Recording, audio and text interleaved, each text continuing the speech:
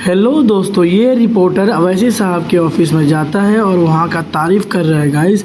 तो वीडियो पूरा देखिए और देखिए अवैसी साहब के बारे में क्या बोला है ये रिपोर्टर।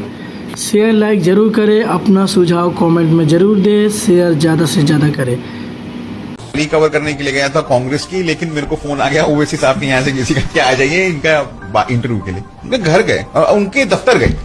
उसका नाम है दारुल सलाम।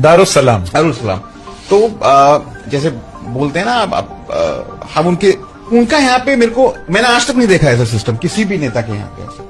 उनके हम दफ्तर में गए, उनकी एक कुर्सी लगी हुई है, वो सांसद हैं हैदराबाद से, और उनके साइड में इस तरफ 7 कुर्सियां और लगी हुई है, मेज कुर्सी लगी हुई है, उस पे उनके 7 एमएलए बैठे हैं उनकी पार्टी के। तो अगर आप उनके इलाके का वोटर हैं और आपकी कोई समस्या है, आपको कहीं भटकने की जरूरत नहीं।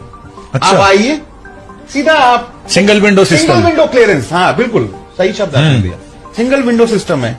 और मेरे सामने अब उनका परसेप्शन कैसा लोगों ने बनाया हुआ है, हिंदू मुस्लिम ये वो, मेरे सामने कितने सारे लोग आए, तमाम धर्म के लोग आए, उन लोगों की जो प्रॉब्लम्स थी एड्रेस की गई मेरे सामने। एक व्यक्ति ने आके कंप्लेंट भी करी हुई साहब को कि मेरा विधायक सुन नहीं रहा है। विधायक 5 कुर्सी छोड़ के बैठा था।